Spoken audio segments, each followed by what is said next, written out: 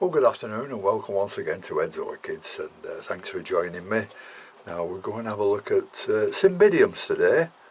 Now I'm in the cold greenhouse here, and the plants you see in front of you, they're all cymbidiums apart from a dendrobium, which I'm giving a cool winter rest to. None of these cymbidiums are showing any spikes or anything like that. So I've put them in here just for the winter to give them a cool period of about 10 degrees. But I've got two plants in the other greenhouse with two spikes each, and both with buds on. So we'll have a look at them, and I'll try and tell you something about them. Well, we're in the greenhouse now, and in front of you are the two cymbidiums I've got that are in bud. The heat has just come on, so apologies for that noise, but I'm not going to turn it off because it's freezing in here if it goes off. Right, what can I tell you about cymbidiums? Well, according to the RHS, they're classed as greenhouse conservatory plants or house plants. Must have a big house to keep these in, unless you get the smaller varieties. They flower from autumn to spring, and they can be anything from small to large. And when I say large, they can be 3 feet tall and 3 feet wide. Yeah, according to light, they're like bright light but shaded. And through the summer months, when you keep them outside, always keep them in the shade. I did a wrong thing, not this summer, the summer before, where I left them out in full sun, and it doesn't do them any good. And what happens to them is it just scorches and browns the leaves, as does the cold weather. Now these plants are classed as moderately difficult. But I've had these for a few years. I've totally neglected them after they'd bloomed, if they did bloom. And actually, when they have bloomed, they should be repotted. I have been trying to get rid of these plants for many years, and I tried to do it through neglect. But they wouldn't give in. They kept going. They kept fighting.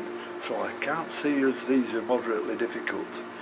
Once you've got one, you've a job to bump it off, if you know what I mean. Anyhow, when they won't give in to dying, these cymbidiums, I decided that I'd try and cultivate them. I must say, after all the neglect that I did give them, then it's justifiable for me to try and cultivate them, because that's what they deserved. And look what's happening. I've got two nice plants here, both of them with two spikes on, and all 4 spikes in bud. As regards watering, yeah, they like water, but they also like to dry out between waterings. And they'll thrive best in a light mixed substrate, which is a substrate that allows the water, when you water them, to pass straight through the medium, so not to become soaking wet actually in the medium. And they should never be allowed to sit in water. You know, some people put them in saucers and things like that. Don't do it with these, because they don't like it. Now, if you keep these plants outdoors in summer, they will not need much watering, especially if you live in the UK, because as you know, in the UK we get quite a bit of rain during the summer. So this will be the only the water they'll require. So it doesn't cost them much to keep them outside, these. Now, quite often you get these plants to become overgrown in their pots. You know, they're hanging over the sides of the pots. Well, when it gets like this, they should be repotted. And if you want to make more plants, you know, divide them. When you're dividing them, remove all the pseudoballs that have died or have gone soft and turned to a dark colour. But when dividing, make sure you have divisions of at least 3 healthy pseudoballs. And these will settle in slowly, but should become flowering plants in around 3 years' time. It goes without saying that they will suffer from the same bug problems as all other orchids. Now for feeding, they should, like all orchids, be fed half strength every second or third watering during the summer with a high potassium fertiliser. But in winter you only water and then feed very, very sparsely. In fact, I don't feed mine at all in winter. I just give them a drop of water every month or so. So after saying all that, then let's just have a look at these 2 plants. Now this spike, which was the first to get buds on it, has been in bud for at least 2 months without opening. It's got 1, 2, 3, 4, 5, 6, 7, 8, 9, 10, 11 buds on it. So I'm just waiting for these to open, and then I may be able to put some kind of name to the plant. They seem to be swelling a little bit, the buds, so that might be a sign that they're going to open shortly. So I'm putting them under a decent light to give them a bit of encouragement. So we'll see how that one goes. Now the other spike, it's grown very quickly. It wants staking up a little bit, and this is just coming into bud now. But this has only been like this probably for 2 weeks. So I hope the other one's not waiting for this to get ready before they both open. But I don't know, it'd be interesting to find out what, well, I'd like to know what the flowers look like to begin with, and then see if we can put a name to them. This is in a pot which is about the right size for it, so I'll not need to do anything more to this one. Now this plant, I grossly overpotted it, as you can see. So when this has stopped blooming, then this will be taken out of the pot and redone. But strange little spikes on this one, strange buds. Only a smallish spike, but little rounded buds on it.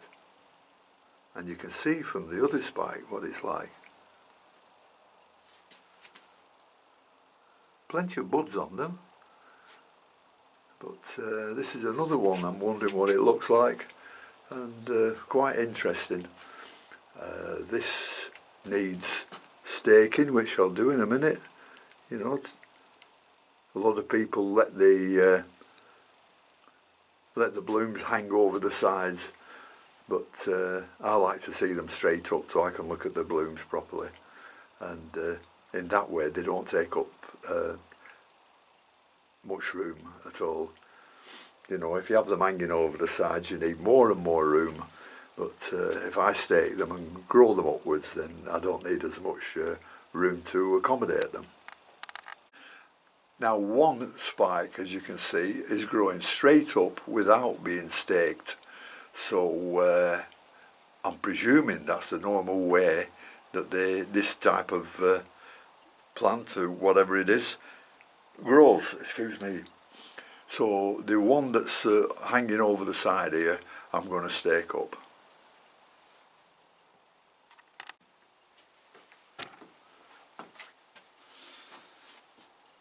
Well, you've got to let these get to a certain size before you do it, but and you've got to be careful not to break them. So that's about right for me there. It will bend over even more later as it grows, but you've got to be careful with them. So if I put this stake probably there, if I can get it in, press it down. Yep.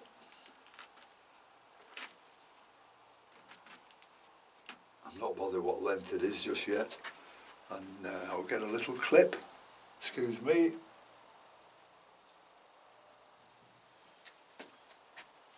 Slowly bring that up without smashing it. In fact, I'm a bit far away there with that stake.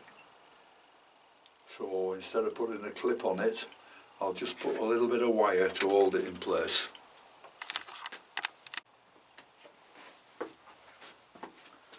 So what we'll do, we'll just try a little loop round here. Not tight, nice and slack.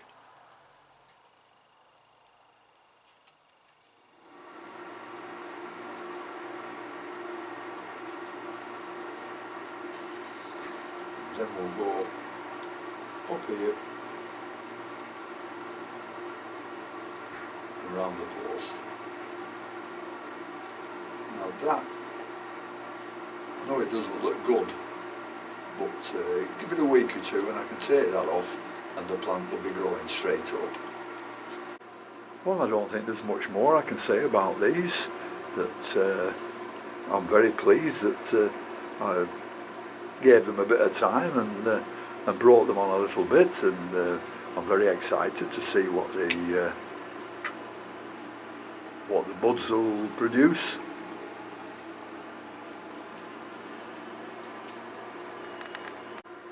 So I'll put this one back under the light. Now there we are, we've got them both back under the light. Just waiting for them blooming.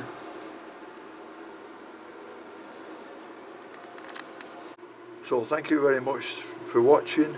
Thank you very much to all my subscribers, and if you haven't subscribed yet, I'd be much obliged if you did so.